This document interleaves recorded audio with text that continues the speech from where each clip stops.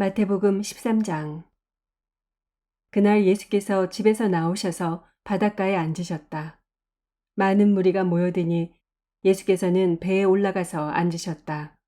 무리는 모두 물가에 서 있었다. 예수께서 그들에게 비유로 여러 가지 일을 말씀하셨다.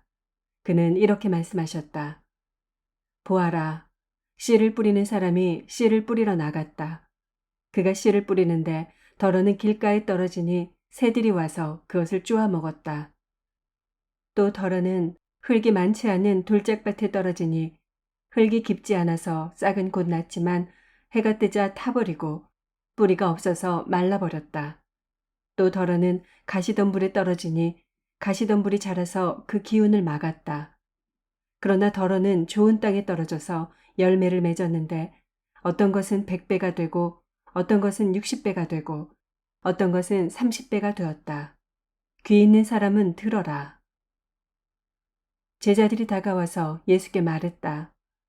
어찌하여 그들에게는 비유로 말씀하십니까? 예수께서 그들에게 대답하셨다. 너희에게는 하늘나라의 비밀을 아는 것을 허락해 주셨지만 다른 사람들에게는 그렇게 해주지 않으셨다. 가진 사람은 더 받아서 차고 남을 것이며 가지지 못한 사람은 가진 것마저 빼앗길 것이다. 내가 그들에게 비유로 말하는 이유는 그들이 보아도 보지 못하고 들어도 듣지도 못하고 깨닫지도 못하기 때문이다. 이사야의 예언이 그들에게서 이루어지는 것이다. 너희가 듣기는 들어도 깨닫지 못하고 보기는 보아도 알아보지 못할 것이다. 이 백성의 마음이 무뎌지고 귀가 먹고 눈이 감겨 있다. 이는 그들로 하여금 눈으로 보지 못하게 하고 귀로 듣지 못하게 하고 마음으로 깨닫지 못하게 하고 돌아서지 못하게 하여 내가 그들을 고쳐주지 않으려는 것이다. 그러나 너희의 눈은 지금 보고 있으니 복이 있으며 너희의 귀는 지금 듣고 있으니 복이 있다. 그러므로 내가 진정으로 너희에게 말한다. 많은 예언자와 의인이 너희가 지금 보고 있는 것을 보고 싶어 하였으나 보지 못하였고 너희가 지금 듣고 있는 것을 듣고 싶어 하였으나 듣지 못하였다. 너희는 이제 씨를 뿌리는 사람의 비유가 무슨 뜻을 지녔는지를 들어라. 누구든지 하늘나라를 두고 하는 말씀을 듣고도 깨닫지 못하면 악한 자가 와서 그 마음에 뿌려진 것을 빼앗아 간다. 길가에 뿌린 씨는 그런 사람을 두고 하는 말이다. 또 돌짝밭에 뿌린 씨는 이런 사람이다. 그는 말씀을 듣고 곧 기쁘게 받아들이기는 하지만 그 속에 뿌리가 없어서 오래가지 못하고 말씀 때문에 환난이나 박해가 일어나면 곧 걸려 넘어진다. 또 가시덤불 속에 뿌린 씨는 이런 사람이다. 그는 말씀을 듣기는 하지만 세상의 염려와 재물의 유혹이 말씀을 막아 열매를 맺지 못한다. 그런데 좋은 땅이 뿌린 씨는 말씀을 듣고서 깨닫는 사람을 두고 하는 말인데 이 사람이야말로 열매를 맺되 100배 혹은 60배 혹은 30배의 결실을 낸다. 예수께서 또 다른 비유를 들어서 그들에게 말씀하셨다. 하늘나라는 자기 밭에다가 좋은 씨를 뿌리는 사람과 같다. 사람들이 잠자는 동안에 원수가 와서 밀 가운데에 가라지를 뿌리고 갔다. 밀이 줄기가 나서 열매를 맺을 때 가라지도 보였다.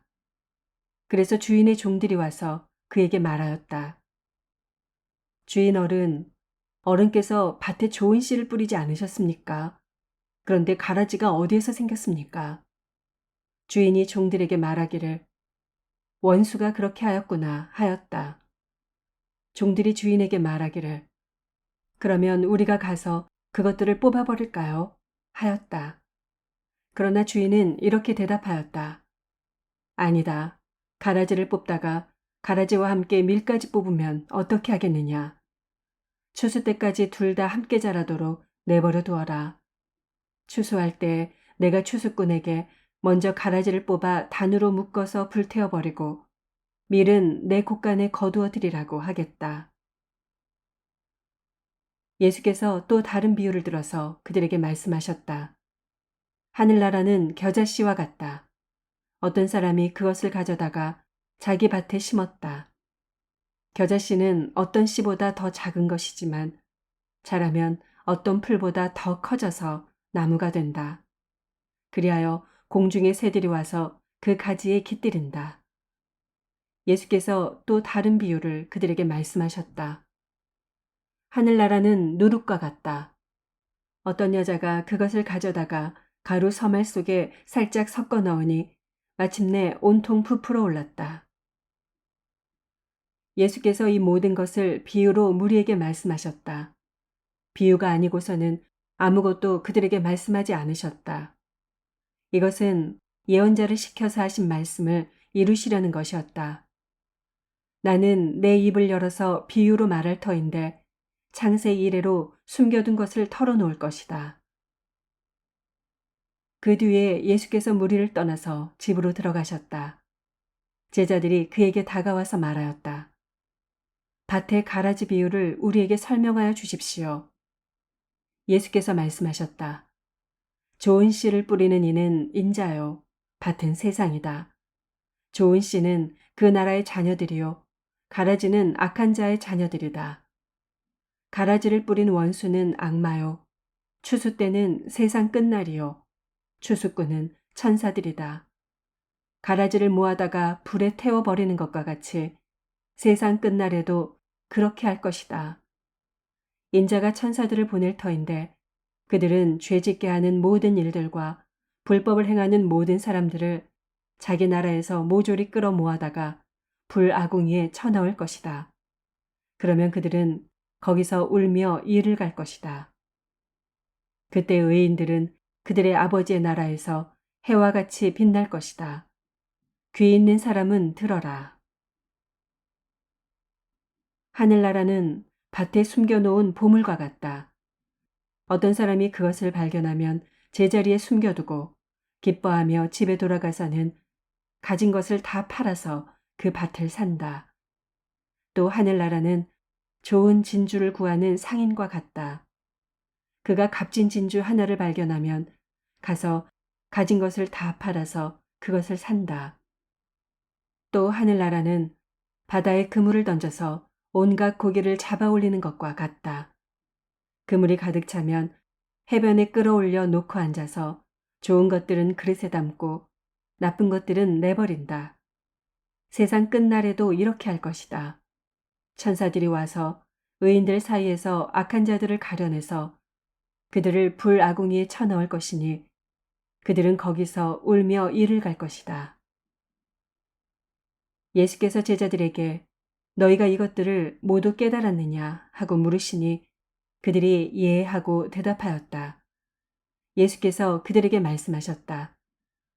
그러므로 하늘나라를 위하여 훈련을 받은 율법학자는 누구나 자기 곳간에서 새 것과 낡은 것을 꺼내는 집주인과 같다.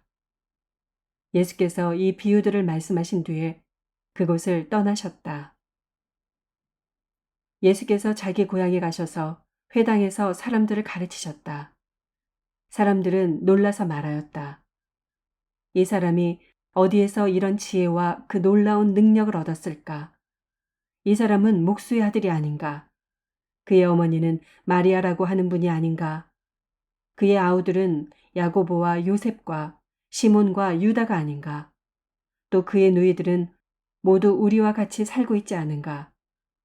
그런데 이 사람이 이 모든 것을 어디에서 얻었을까? 그래서 그들은 예수를 달갑지 않게 여겼다. 예수께서 그들에게 말씀하셨다.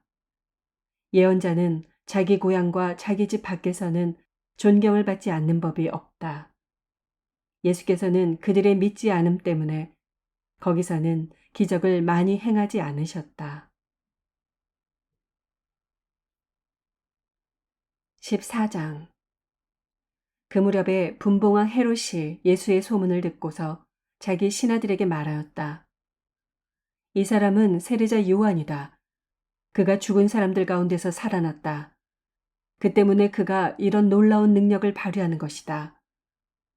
헤롯은 일찍이 자기 동생 빌립의 아내 헤로디아 일 때문에 요한을 붙잡아다가 묶어서 감옥에 가둔 일이 있었다. 그것은 요한이 헤롯에게 그 여자를 차지하는 것은 옳지 않습니다 하고 여러 차례 말하였기 때문이다. 그래서 헤롯은 요한을 죽이려고 하였으나 민중이 두려워서 그렇게 하지 못하였다. 그것은 그들이 요한을 예언자로 여기고 있었기 때문이다.